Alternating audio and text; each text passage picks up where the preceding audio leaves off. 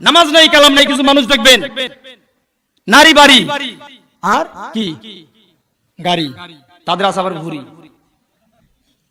ঠিক কিনা বলেন? নারী বাড়ি গাড়ি, আর আমি বলি যে তাদের আছে আবার ভুঁড়ি। এই কিসমের কিছু লোক আছে নামাজের বিরোধিতা করে, আজানের বিরোধিতা করে, ইসলামের বিরোধিতা করতে করতে ইসলামের 12:30 বাজানোর জন্য তারা ওই যে টাকলা মুরাদের মতো ওই লোকের সম্মানে সংস্পর্শে গিয়ে ওই লোকদেরকে নিয়ে পাওয়ার হয়ে তারা একদম বুকটা ফুলিয়ে বলে মুই কি হনুরে। আসলে আমাদের সমাজে এরকম লোক অনেক ক্ষেত্রে তাদেরকে পাওয়া যায়। সালাতের জন্য ডাকবেন, তারা আসবে না, বলে ভাই যান, ব্যস্ত আছি, পরে যাবো। তার আল্লাহর ভয়ে তারা কোনো কিছু করতে পারছে না। এই জন্য ভাইয়েরা আমার, আসুন যদি কল্যাণের পথ চান, যদি একটা মানুষ কল্যাণ প্রাপ্ত হতে চায়, তাহলে সালাতে পাবন্দ করতে হবে, সালাতে আসতে হবে, নিয়মিত মসজিদে যাতায়াত করতে হবে। আর মসজিদটা হচ্ছে সবচেয়ে পৃথিবীর মধ্যে সর্বোৎকৃষ্ট মানের জায়গা কোনটা? মসজিদ। আর এই উৎকৃষ্ট মানের জায়গায় যারা আসবে তারা তাদেরকেও আল্লাহ রাব্বুল আলামিন কি বানিয়ে দিবে? উৎকৃষ্ট বানিয়ে দিবে। এটা নিয়ত আছে আমাদের মসজিদে ঠিকভাবে প্রবেশ করার জন্য। আল্লাহ রাব্বুল আলামিন আমাদেরকে মসজিদমুখী করে দিক, বলেন আল্লাহুম্মা আমিন।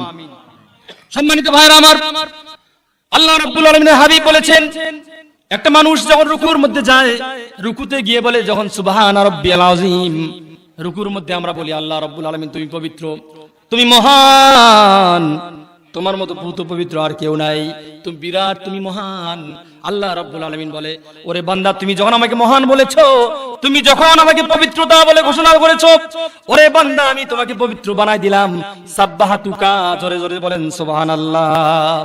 ওই বান্দাটাই যখন সেজদার মধ্যে গিয়ে বলে সুবহান রাব্বিয়াল আলা, আল্লাহ রাব্বুল আলামিন তুমি বড়, তুমি সবার বড়, তোমার চেয়ে আর কেউ বড় নেই, আমরা তোমার মুখাপেক্ষী, আমরা তোমার কাছে ফকির। আল্লাহ রাব্বুল আলামিন আমরা তোমার দরবারে তোমার কুদরতি পায়ে সিজদা দিয়েছি।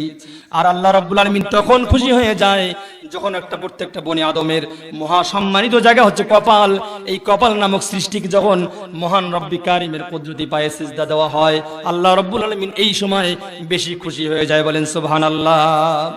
আমরা যখন বলি সুবহান রাব্বিয়াল আলা, আল্লাহ রাব্বুল আলামিন ফেরেশতাদেরকে ডেকে বলে, ও ফেরেশতারা তোমরা তাকিয়ে দেখো, তোমরাই তো বলেছিলা ও রব্বুল আলামিন তোমার এই বান্দাদেরকে সৃষ্টি করার দরকার নাই, কারণ আমরা যেহেতু আছি, আমরাই তোমার ইবাদত বন্দেগী করব, আমরাই তোমার সানাত তাসবিহ পড়ব।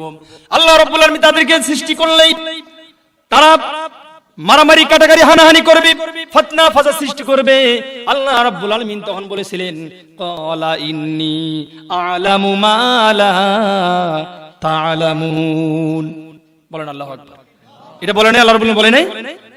তখন আল্লাহ রাব্বুল আলামিন ডেকে বলে, ও ফেরেশতারা তোমরা তাকিয়ে দেখো, ও ফেরেশতারা তাকিয়ে দেখো, ওই যে আমার বান্দাদেরকে তোমরা বলেছিলাম সৃষ্টি না করার জন্য, তারা নাকি মারামারি কাটাকাটি করবে, তারা আজকে দেখো ওই যে গভীর রাতের গভীর রজনীতে সকলেই যখন ঘুমিয়ে পড়েছে, দুনিয়াটা শান্তশিষ্ট হয়ে গেছে, নিস্তব্ধতা বিরাজ করছে, সেই সময় বান্দারা দেখো ঠান্ডার মধ্যে, ওই যে ঠান্ডার মধ্যে কনকনে শীতের মধ্যে ঠান্ডা পানি দ্বারা ওযু করে, ঠান্ডা পানি দ্বারা হাত মুখ ওযু ধৌত পবিত্রতা অর্জন করে আল্লাহ রাব্বুল আলামিন আমার কুদরতি পায়ে তারা সিজদা দেওয়ার জন্য চেষ্টা করছে। আর সিজদায় গিয়ে বিড়বিড় করে সুবহান রাব্বিয়াল আলা তাসবিহ করছে। ওরে ফেরেশতারা তোমরাই বলো, তোমরাই সাক্ষী, বলো তো এই বান্দা কি জন্য এত রাতের ঘুমকে হারাম করে দিয়ে ঠান্ডা পানি দ্বারা ওযু করে আমাকে সুবহান রাব্বিয়াল আলা, আমাকে পবিত্রতা বলে ঘোষণা করছে। ও ফেরেশতারা তোমরা সাক্ষী দাও, তোমরা বলো আমাকে কি জন্যই তারা সিজদা করছে। ফেরেশতারা তখন বলে, আল্লাহ রাব্বুল আলামিন তোমার বান্দা তোমার ভয়ে, জাহান্নামের ভয়ে, জান্নাতের আশায় তোমাকে সিজদা করছে। আল্লাহ রাব্বুল আলামিন তখন বলে, তারা কি আমাকে দেখেছে? বলে না, আল্লাহ দেখে নাই। তারা জাহান্নাম দেখেছে? না, দেখে নাই। জান্নাতের আশা করে তারা জান্নাতকে দেখেছে? তারা বলে না, আল্লাহ রাব্বুল আলামিন কিছুই দেখে নাই। তারা সিজদা করে কেন? তারা বলে, আল্লাহ রাব্বুল আলামিন তোমার হাবিবের মুখ নিঃসৃত বাণী দিয়ে শুনেছে, তোমার আলিম উলামা নবীদের ওয়ারিস উত্তরসূরি আলেমদের মুখে শুনেছে, যদি তারা সিজদা করতে পারে তুমি মহান মালিক খুশি হও, এই খুশির মাধ্যমে তারা জান্নাত পাবে, জান্নাতের মধ্যে অনাদিকাল অনন্তকাল তারা চিরসুখী থাকতে পারবে। এই আশাবাদ ব্যক্ত করে, এই আশায় তারা তোমার কুদরতি পায়ে সিজদা করছে। তখন আল্লাহ রাব্বুল আলামিন বলে, ও ফেরেশতারা তোমরা সাক্ষী থাকো, রহমতের দরিয়া জোশ মেরেছি আমি সেই সব ক্রন্দনরত বান্দাদেরকে, আমি রহমান রহিম গফুর ও গফফার তোমাদেরকে সাক্ষী রাখলাম, আমি এই মুহূর্তে বান্দাদেরকে মাফ করে দিলাম, বলেন সুবহানাল্লাহ। আল্লাহ রাব্বুল আলামিন হাবিব বললেন, ইয়া আইয়ুহান নাস আফশুস সালাম ওয়া আতিমুত তাআম ওয়াসিলুল আরহাম ওয়াল্লাইলু বিন নাস নিয়াম তাদখুলুল জান্নাতা বিসালাম রাওয়াহুল বুখারী। আল্লাহর পয়গম্বর বললেন, ও আমার বান্দা, ও আমার উম্মতেরা, আল্লাহর বান্দার শুনে নাও, ইয়া আইয়ুহান নাস আফশুস সালাম, তোমরা সালামের ব্যাপক প্রচলন ঘটাও। কিসের? সালামের প্রচলন ঘটাও। তারপরে কি? আফশুস সালাম ওয়া আতিমুত তাআম, তোমরা মিসকিনদেরকে খাদ্য দাও। ওয়াসিলুল আরহাম, তোমাদের নিকট আত্মীয়দের সাথে সম্পর্ক ভালো রাখো। তোমাদের চাচা, তোমাদের জ্যাঠা, তোমাদের ভাই বোন, আত্মীয় স্বজন যারা আছে তাদের সাথে সম্পর্ক ভালো রাখো। ওয়াল্লাইলু বিন্নাসু নিয়াম, আর যখন রাতের মধ্যে মানুষ ঘুমায়, মানুষ যখন তন্দ্রা হয়ে যায়, কেউ কারো খোঁজ খবর নিতে পারে না, আমি আল্লাহকে ভুলে যায়, সেই সময় যদি কেউ আল্লাহ রাব্বুল আলামিনের দরবারে নফল ইবাদতের মাধ্যমে রাত্রি গুজার করে দিতে পারে, রাত্রি কেটে দিতে পারে, আল্লাহ রাব্বুল আলামিন হাবিব বললেন তাদখুলুল জান্নাতা বিসালাম, সেই সব বান্দাদের শান্তির সাথে আমি আল্লাহ রাব্বুল আলামিন জান্নাতের অধিবাসী বানিয়ে দেব। বলেন সুবহানাল্লাহ। এই জন্য সালাতের প্রয়োজন আছে কিনা? আছে না? আল্লাহ রাব্বুল আলামিন সূরা বনী ইসরাঈলের 79-79 নম্বর আয়াতে বলে দিলেন, ওয়া মিনাল লাইলি ফাতাহাজ্জাদ বিহি নাফিলাতাল্লাক আসা আইয়াবাসাকা রাব্বুকা মাকামাম মাহমুদা। বলেন আল্লাহু আকবার। আরো জোরে বলেন আল্লাহু আকবার। আল্লাহ রাব্বুল আলামিন জানিয়ে দিলেন, ওয়া মিনাল লাইলি ফাতাহাজ্জাদ বিহি নাফিলাতাল্লাক, যে তোমরা রাতের মধ্যে, রাতের গভীরে নফল ইবাদত, তাহাজ্জুদ নামাজ বেশি বেশি তেলাওয়াত করো। আসা আইয়াবাসাকা রাব্বুকা মাকামাম মাহমুদা, ও চিরেই তোমার রব তোমাকে মাহমুদ, একদম সুপ্রশংসিত স্থানে আল্লাহ রাব্বুল আলামিন তোমাদের নিয়ে যাবে। বলেন সুবহানাল্লাহ। এইজন্য আমরা সালাতের মধ্যে থাকবো কিনা? ইনশাআল্লাহ বলি। আল্লাহ পাক সকলকে কবুল আর মঞ্জুর করে নিন। বলেন আল্লাহুম্মা আমিন। ভাইরা আমার, আপনারা ঠিক আছেন তো? ঠিক আছেন সবাই?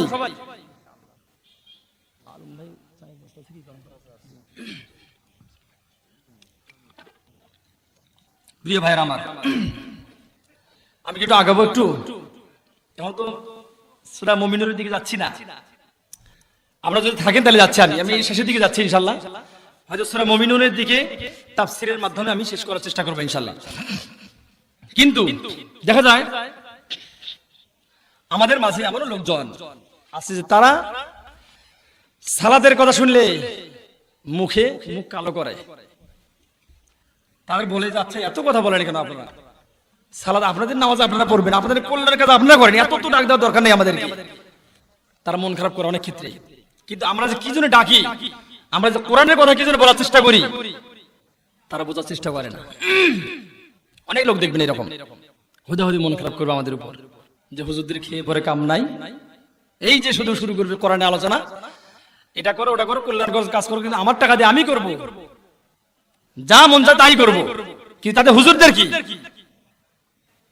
এইসব মানুষরা দলে দলে কাল কিয়ামতে মুসিবতের সময় জাহান্নামের দ্বার প্রান্তে পৌঁছে যাবে। দ্বার প্রান্তে পৌঁছে যাওয়ার পরে ফেরেশতারা তাদেরকে জিজ্ঞেস করবে, ও আল্লাহর বান্দারা, তোমরা না আখির জামানার পয়গম্বরের উম্মত, তোমরা তো আশরাফুল মাখলুকাত ছিলা, তোমরা কেন এবার আজকে জাহান্নামের দ্বার প্রান্তে জাহান্নামী হয়ে গেলা?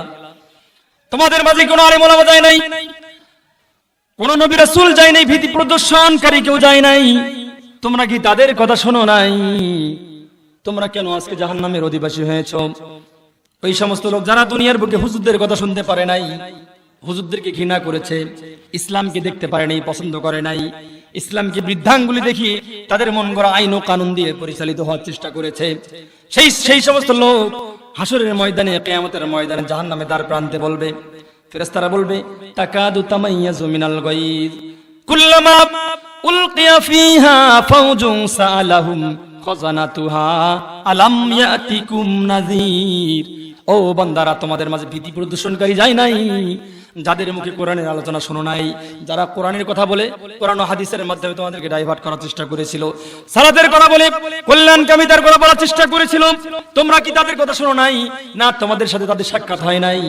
তারা অকাতরে অকুণ্ঠ ভাষায় দীপ্ত কণ্ঠে তারা বলবে, ক্বালু বালা ক্বাদ জাআনা নাযীর। হ্যাঁ, আমাদের মধ্যে তো এসেছিল, আলেম ওলামা এসেছিল, নবী রাসূলকে দেখি না, কিন্তু আলেম ওলামা কোরআন ও হাদিসের আলোচনায় আমাদের বলেছিলেন নামাজের কথা, কোরআন হাদিস যত কল্যাণের কথা বলেছিল আমাদেরকে, কিন্তু আমরা তো সারাদিনই পাত্তা দিইনি।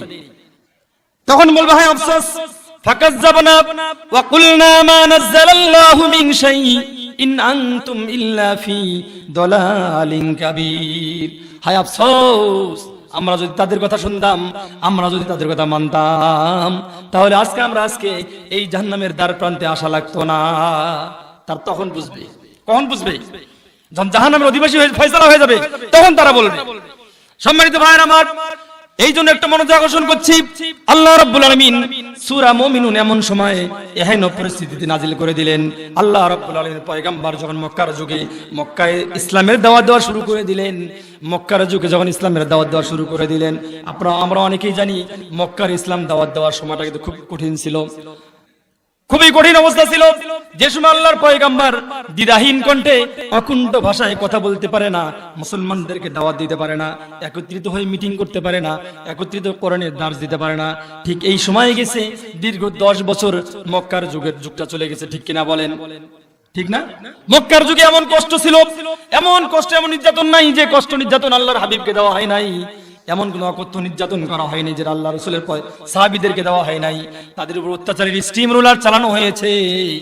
এত কষ্ট, এত নির্যাতন সহ্য করার পরে তারা আল্লাহর পয়গম্বরকে সামনে গিয়ে বলে, মাতা নাসরুল্লাহ, আল্লাহর পয়গম্বর আমাদের জন্য দোয়া করেন, কখন আল্লাহর সাহায্য আসবে, কখন আল্লাহ আমাদেরকে সহযোগিতা করবে। আল্লাহ রাব্বুল আলামিন বললেন, আলা ইন্না নাসরাল্লাহি করিব, তোমরা তাড়াহুড়া করো না, সাবধান, আল্লাহ রাব্বুল আলামিনের সাহায্য অচিরেই সামনে আসতেছে, তোমরা বরং তাড়াহুড়া করো না। আল্লাহ রাব্বুল আলামিন হাবিবের উম্মতরা এইভাবে একদম জীবন শেষ, তাদের দেয়ালে পিঠ লেগে গেছে। খাব্বাব খুবাইবের শরীরে আগুনের আংরা তাদের পিঠে দেওয়া হয়েছে। বিলালকে অকথ্য নির্যাতন, আম্মারকে শহীদ করে দেওয়া হলো। সুমাইয়া রাদিয়াল্লাহু তাআলা আনহাকে লজ্জাস্থানে বর্ষা নিক্ষেপ করে যুগের শ্রেষ্ঠ মুনাফিক, শ্রেষ্ঠ কুলাঙ্গার, সবচেয়ে খারাপ, যার মতো খারাপ হতে পারে না হতে পারে, আবু জাহেলের মতো কুলাঙ্গার সন্তান সুমাইয়া রাদিয়াল্লাহু তাআলা আনহুকে শুধু ইসলাম গ্রহণ করার কারণেই তার লজ্জাস্থানে তীর দিয়ে তাকে শাহাদাত বরণ করেছে। এমন সময় আল্লাহ রাব্বুল আলামিন এই সূরা মুমিনুন নাযিল করে দিলেন। বলেন সুবহানাল্লাহ। আল্লাহ রাব্বুল আলামিন দেখলেন তার প্রিয় রাসূলের সাহাবীদের অকথ্য নির্যাতন, এত নির্যাতন স্টিম রোলার চালানো হচ্ছে। এমন নির্যাতন নেই তাদেরকে দেওয়া হয় নাই, তাদেরকে বাড়ি ছাড়া করা হয়েছে, তাদেরকে ঘর ছাড়া করা হয়েছে, স্ত্রী থেকে তাদেরকে বিচ্যুতি করানো হয়েছে, মা বাবা থেকে সম্পর্ক ছিন্ন করা হয়েছে। এমন অত্যাচার তাদেরকে দেওয়া হয়েছে। সেই সমস্ত লোক যাদের সাথে যারা চলাফেরা করেছিল, কিন্তু তারা যদি ইসলামকে গ্রহণ করেছে, ইসলামকে কবুল করার কারণে শুধু ঘর ছাড়া হয়েছে। ইসলামকে গ্রহণ করা শুধু স্ত্রীর সাথে থাকার সময় হচ্ছে না, বিবি বাল বাচ্চার সাথে সময় দিতে পারছে না। আর ওই সমস্ত লোকের বন্ধু বান্ধবকে, তার বাবা তার দাদাদেরকে বলে, দেখছো তোমার সন্তান, তোমার নাতিপুতি আজকে আমাদেরকে ছেড়ে চলে যাচ্ছে বাইরে, তোমার সন্তান আজকে বাড়িতে ঘুমাতে পারছে না, তোমার সন্তান ঠিকভাবে লেনদেন ব্যবসা বাণিজ্য করতে পারছে না।